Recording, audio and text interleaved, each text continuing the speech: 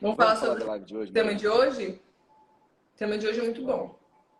É um tema que eu acho que é desafiador. Desafiador. Se tem, Atendi uma paciente com isso hoje, inclusive. né?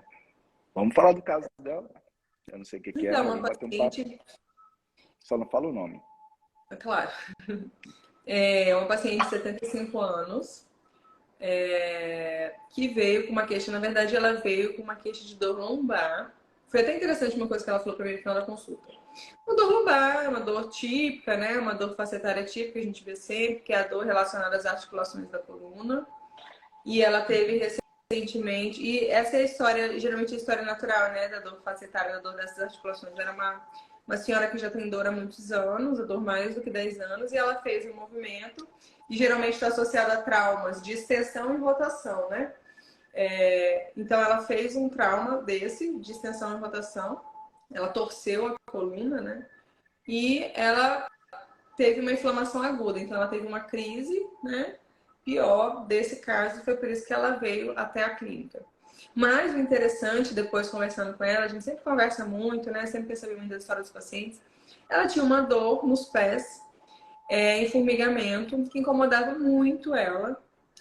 E ela falou uma coisa que é bem típica, né? Ela falou assim, parece que eu tô sempre com aquelas meinhas, né? E é uma das descrições da dor neuropática, né? Esse de meias e botas, né? Então, achei bem interessante. E no final da consulta, ela falou assim para mim: Nossa, eu tô tão feliz que eu vim aqui, era o que eu precisava, porque foi a primeira pessoa que me deu atenção para essa dor que eu sinto no pé, porque todo mundo desfaz essa dor, né? Acho que é de artrose, né? Acho que ela tem uma artrose no pé e tal, já indicaram uma cirurgia para ela, inclusive. Mas a dor dela é bem típica, né? Da dor neuropática, de fato, não tem nada a ver com a artrose que ela tem no pé, na articulação do tornozelo. Então, o que é a dor neuropática? A dor neuropática é a dor associada ao sistema somatosensorial. E o que é isso? São os nervos. A gente pode ter uma dor também relacionada ao sistema nervoso central, tipo ao cérebro, né?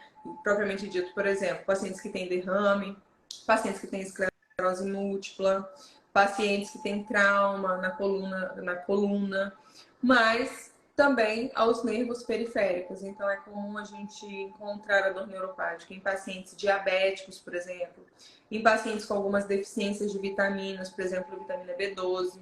Pode estar associado ao álcool, pode estar... Tem várias etiologias, né? Várias causas de intoxicação.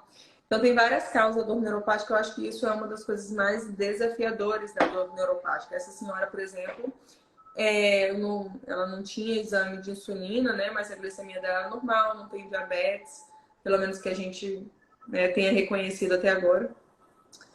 Não, a vitamina B12 dela estava boa, então assim, não tem nada na história dela ainda que aponte para uma causa de dor neuropática, né? Embora a gente vá investigar isso ainda. Mas, às vezes, pode ser difícil a gente ir ali e, né, descobrir a causa exata da dor neuropática. E como que essa dor se manifesta, né? Geralmente é uma dor ou em queimação, ou em choque, ou em formigamento. Tem muito essa característica um pouco diferente. Às vezes é uma dor que a pessoa não sabe muito, né? Eu atendi uma paciente hoje também que ela tem herpes zoster, né? Ela teve neuropatia pós-herpética e ela falava assim, inicialmente eu achava que nem era uma dor, porque era um esquisito, né? Coçava muito e me incomodava, mas eu não sabia se era uma dor. Então, às vezes, o paciente nem sabe se classifica aquele incômodo que ele sente como dor, né? Então, tem essa característica, porque está muito associada, porque é associada a essa lesão de nervos. Então, nem sempre o paciente reconhece imediatamente como dor, né? Às vezes ele reconhece como uma sensação esquisita, não sabe muito bem identificar o que é.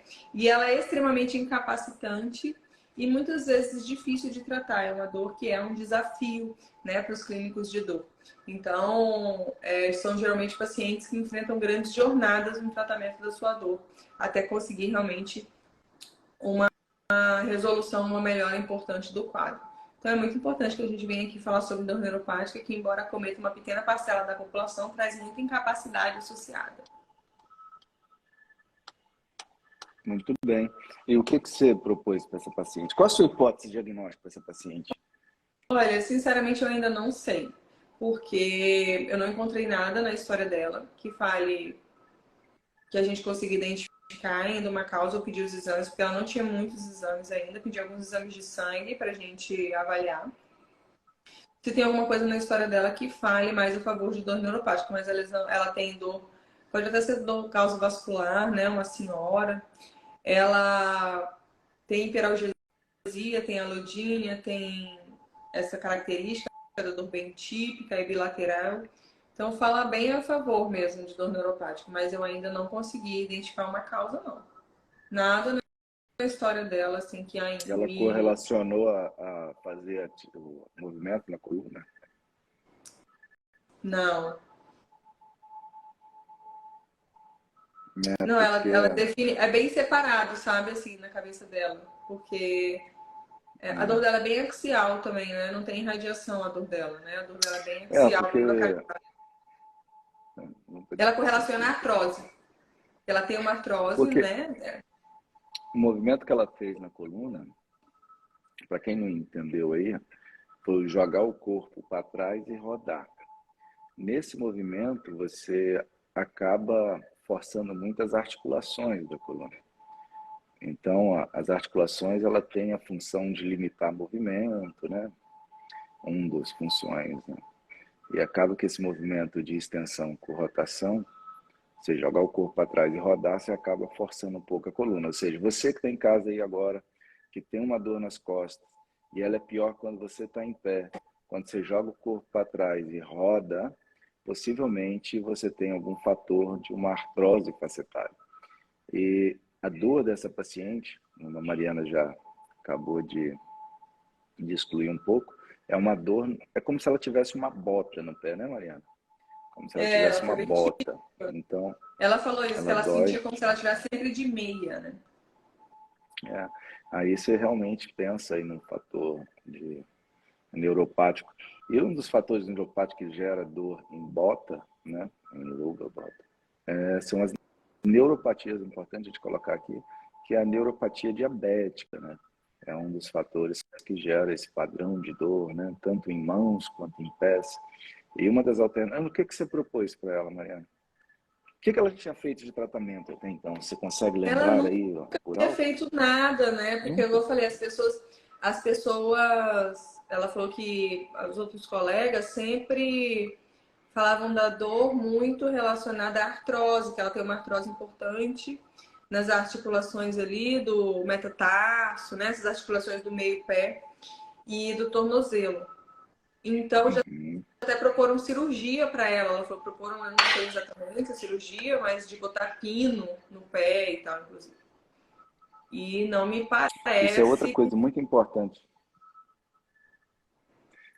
Isso é uma outra coisa muito importante que você traz, mas para tirar as dúvidas das pessoas em casa. Uma dor neuropática, você não faz de um modo geral um exame ali, você vê um neurônio lesado, você vê um neurônio machucado. Existe a termografia que direciona bem, mas de praxe não é feito. Mas você não faz ali um exame, vamos fazer um exame de imagem e olhar. Às vezes você chega num colega com uma queixa de uma dor no pé, dependendo da sua área de atuação, ele vai solicitar uma ressonância.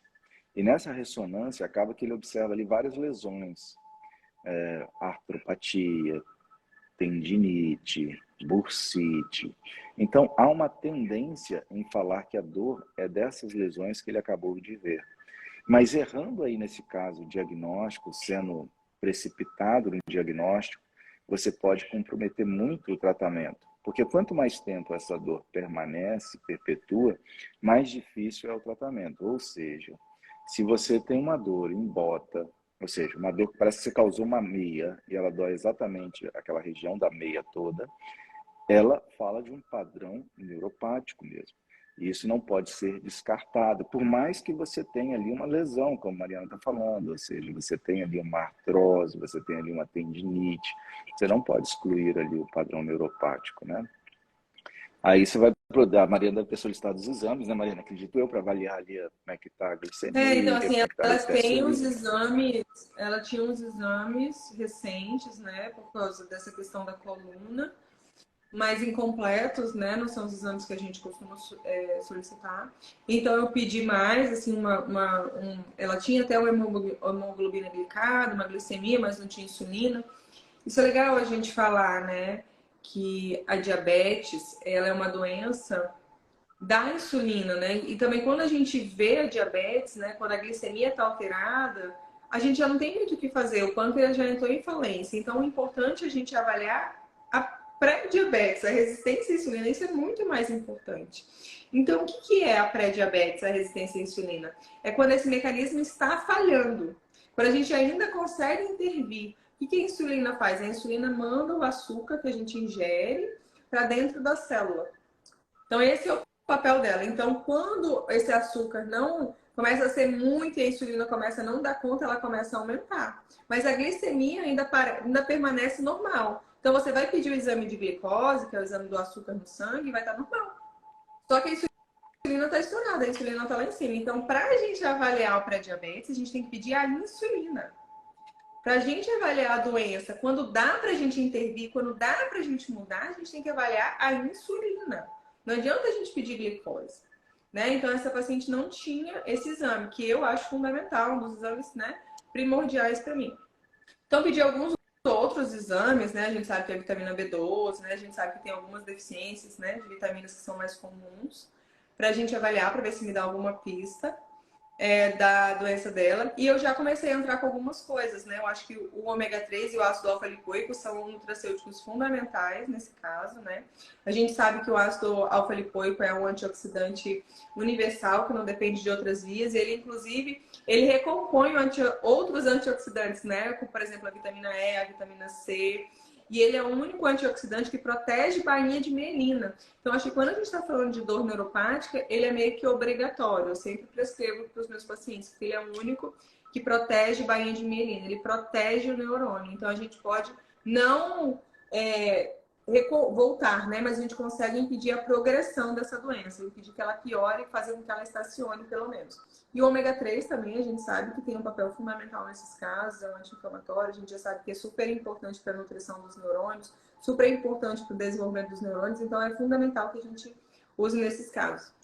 Então, eu fiz alguns nutracêuticos para ela, que eu acho fundamentais, né, para a dor neuropática. A gente precisa tratar, né, isso é muito legal a gente falar, porque a gente trata a dor neuropática não é com analgésico, né, a dor neuropática ela não responde a analgésico, embora alguns analgésicos, por exemplo, o tramadol, eles podem ter um papel importante, o tabentadol, né, no tratamento da dor neuropática, mas eles não são a base do tratamento. Então, embora eles sejam importantes, né? A dor neuropática a gente trata com anticonvulsivantes e antidepressivos. Então, prescrevi para ela também. E eu recomendei que ela fizesse o bloqueio simpático venoso. Eu acho que está super bem indicado no caso dela.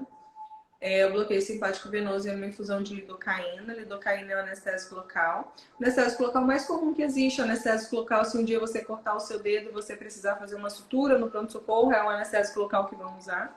Né? É um anestésico super seguro. E a gente faz uma infusão na veia desse anestésico local. E a lidocaína já se provou que ela tem várias, múltiplas funções no nosso corpo e ela promove uma dessensibilização desse sistema.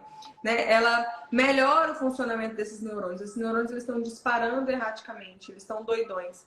Então, ela tenta desensibilizar e dar um reboot nesse funcionamento desses neurônios, melhorando a dor neuropática. Além disso, a gente sabe que ela trabalha com a glicina, que são alguns inibidores inibitórios, ela também tem um potencial de anti-inflamatório muito legal.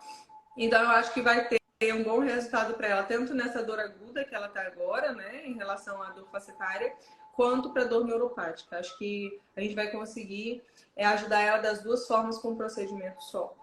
Então, por enquanto, foi isso que eu recomendei para ela. Eu também conversei com ela sobre o canabidiol, né, que eu gosto bastante, estou usando bem, eu acho que está super bem indicado para ela também. Você trouxe aí dentro do que você falou, outra coisa que o bloqueio simpático venoso faz, que é o uso do anestésico local endovenoso. Como a Mariana citou, o neurônio está doidão, está doidaço, está mandando estímulo para todo lado. Esse nome disso é foco ectópico. São áreas que por si só geram estímulos de dor, né? Estímulos excitatórios. E há uma tendência migratória do anestésico local para esses pontos de focos ectópicos. E ele gera uma estabilização desses focos. Então, acaba também tendo esse efeito benéfico. Uma outra coisa, Mariana, que poderia ser feito também, aqui só para chamar, não já de imediato, mas só para a gente aproveitar a temática e falar, é a proloterapia neural no hiato sacral, né? Ou seja, um bloqueio que se faz dentro da coluna, você faz acima do cóccix, você joga o medicamento, e esse medicamento ele entra pela coluna por baixo ali. Então ele pega todas as raízes que descem a perna dos nervos. E essas dores distais em que se usa o anestésico local, a glicose a 5%, podendo ser utilizada outras substâncias de forma adjunta, tem se mostrado um efeito benéfico nesse padrão de dores neuropáticas, né? Então acaba sendo interessante. A pergunta aí. É bem legal essa pergunta, porque uma das formas de dor neuropática são as dores neuropáticas relacionadas à compressão de nervos, né? Que é o entrapment de nervos, né? O encarceramento desses nervos. Então a gente tem, por exemplo, o nervo mediano, né? Que é bem comum, que é a síndrome do túnel do carpo. A gente tem sim essa possibilidade.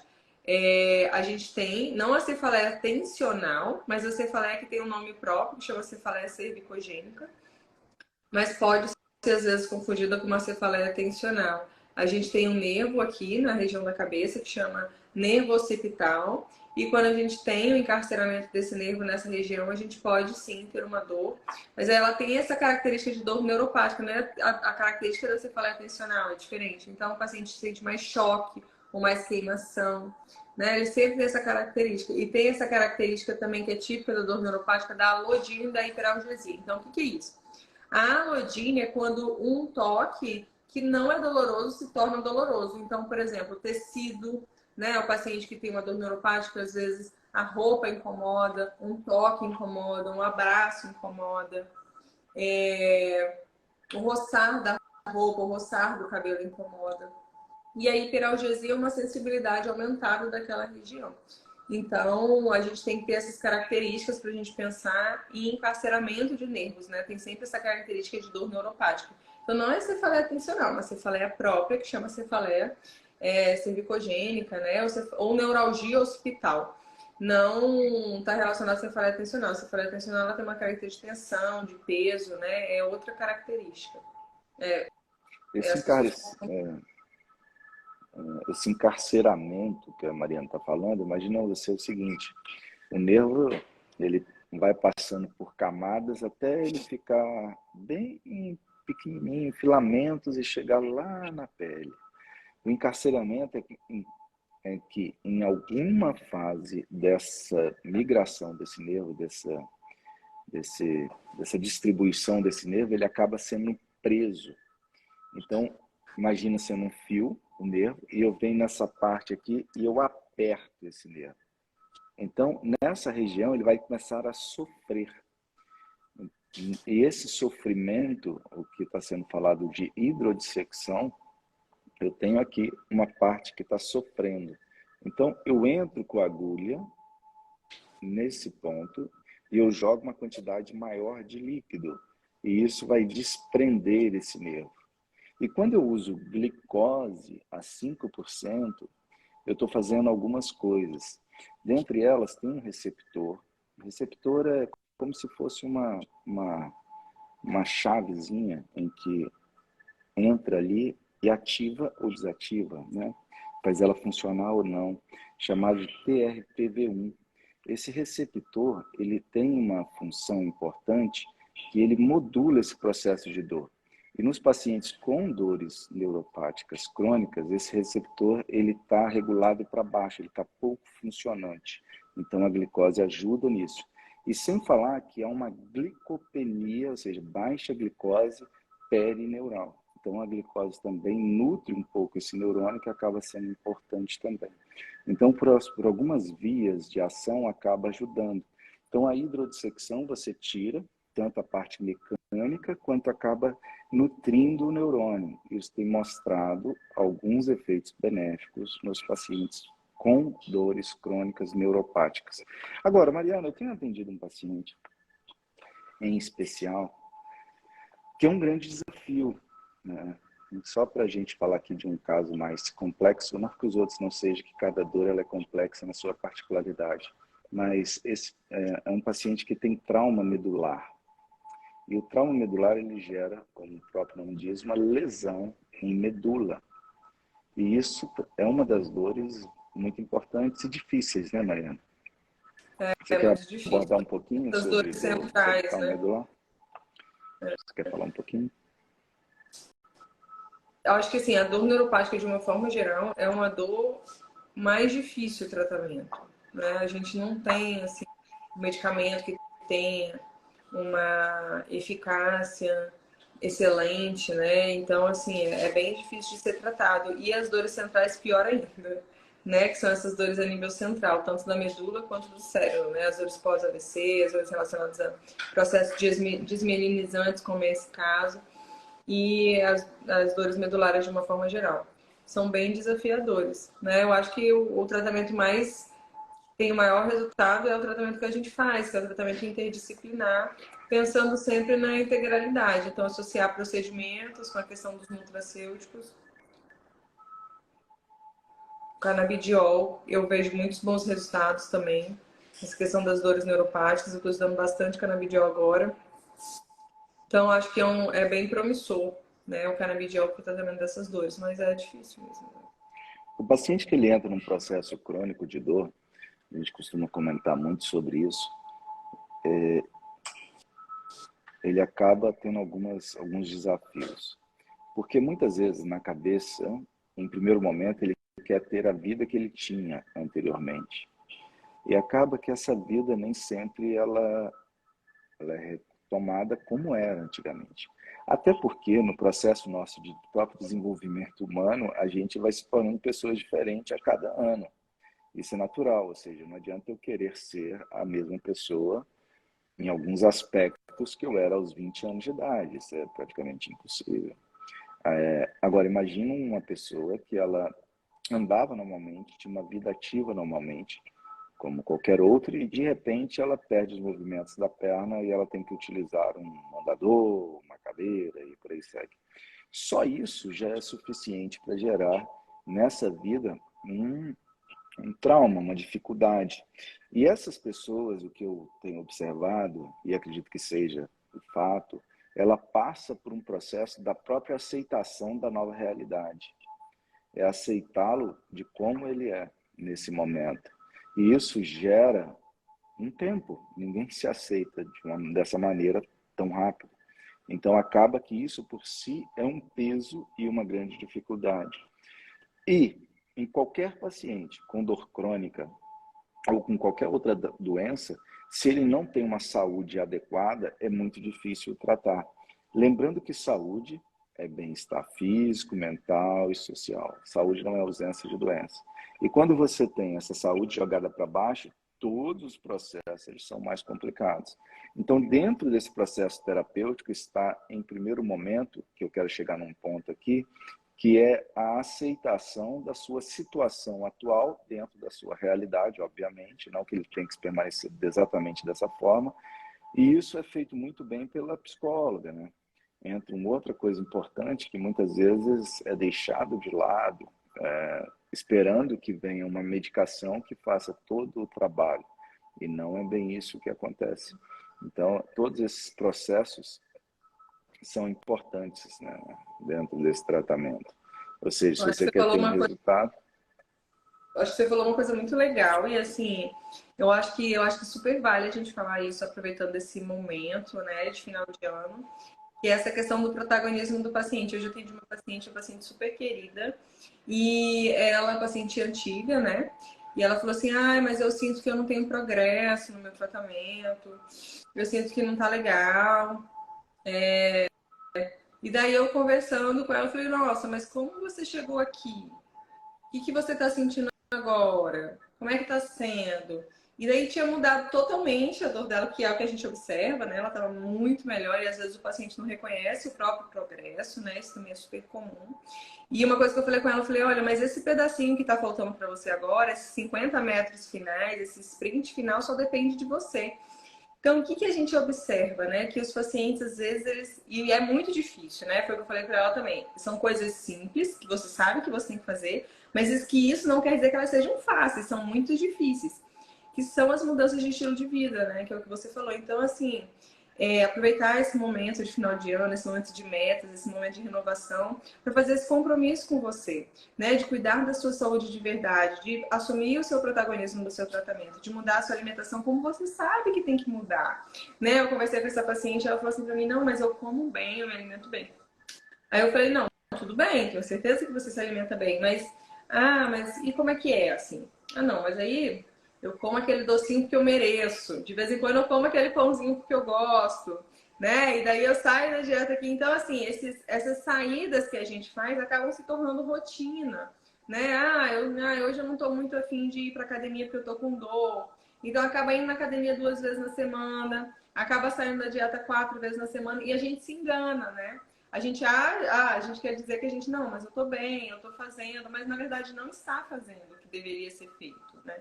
Na verdade não está fazendo. Ah, eu não faço mais terapia porque eu acho que eu não preciso, porque eu acho que eu tô bem. Então, eu achei muito legal que você falou isso agora, essa questão da saúde mental, né? Eu sempre falo isso, acho que saúde mental é um pilar da nossa saúde, assim como todos os outros, mas de realmente fazer com que as pessoas entendam a importância fundamental que as mudanças de estilo de vida têm e, mais do que isso, o seu protagonismo no tratamento. Então, aproveitar esse final de ano para refazer essas metas e realmente cumprir essas metas, né? Se comprometer de verdade, assim, mudar a vida e cuidar da saúde. Uma coisa que eu comentei com essa paciente hoje, que eu acho legal de às vezes fazer um acompanhamento, é de escrever mesmo, sabe? Porque às vezes quando a gente escreve, a gente vê. Às vezes quando a gente fica só na cabeça, a gente não percebe o quanto, desculpa, a gente não se compromete. Então, às vezes, fazer uma programação mesmo e, não, hoje eu fiz direitinho a dieta.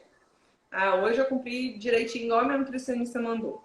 Hoje eu fui na academia. Hoje eu me comprometi aqui com a meditação, com a minha terapia, com a minha saúde mental.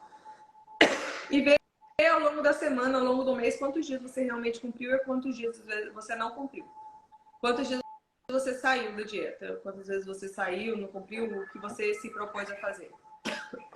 Eu acho que dá um panorama legal, assim, de realmente o que você está fazendo, o que você não está fazendo.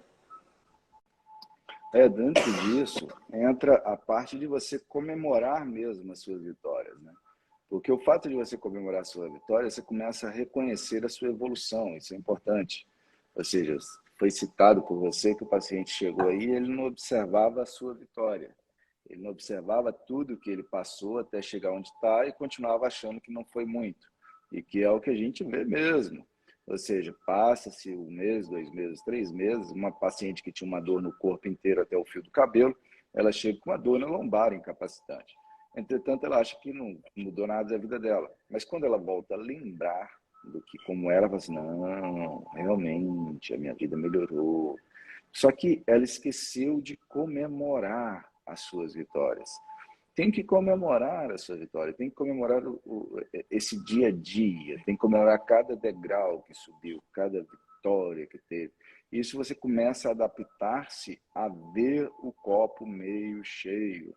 Você começa a valorizar-se, tudo que você ganha. E quando você chega com uma dor localizada, apesar da dor, você está modificado, você está feliz pelas suas vitórias e sabe que agora é só mais um pouco de passos para você atingir o seu propósito maior, que é estar sem dor e principalmente executando tudo aquilo que você já não executava antes. Então, é muito importante comemorar as suas vitórias. Para quem não dormia, começou a dormir, valorize, parabenize. Para quem não fazia nenhum exercício físico e começou a dar uma volta no quarteirão, bata palma para você, você merece. Para quem nunca teve um padrão alimentar decente e fez a dieta 1 dia, 2 dias, 3 dias, se permita se aplaudir e se parabenizar. Não espere que outro faça isso por você. Faça você por você mesmo. E isso vai te ajudando a ver o copo meio cheio, vendo o lado positivo das coisas. E certamente você vai chegar na sua próxima consulta com seu colega, com o seu médico, seu físico, seu psicólogo, e vai certamente valorizar as suas vitórias, que você merece ser valorizado. Pois bem, doutora Mariana, chegando ao final de mais uma live. Agora nós temos a nossa discussão de caso clínico, as nossas aulas, lá estou online, mas em outra plataforma. Considerações finais, doutora Mariana? A não ser que você queira falar, considerações finais mesmo. A não ser que você queira abordar mais alguma temática. Não, eu acho que é importante que a gente saiba que a dor neuropática é sim muito incapacitante, mas que ela tem tratamento e que viver com dor não é normal, né? Então procure ajuda, procure um médico da dor, cuide da sua saúde, né? Procure sempre buscar a sua integralidade, que vai dar certo. Tamo junto, né? A Relivion tá aqui por você, eu e o doutor André estamos aqui, né? Cuide de você. Acho que esse é o recado. Muito bem, chegamos ao final de mais uma live nessa segunda-feira, após o atendimento de vários pacientes, mais de 40 procedimentos realizados. Estamos aqui, finalizando mais essa live, na penúltima semana do ano. E o que eu peço é que Papai do Céu abençoe a sua vida, a vida de sua família. E até a próxima live.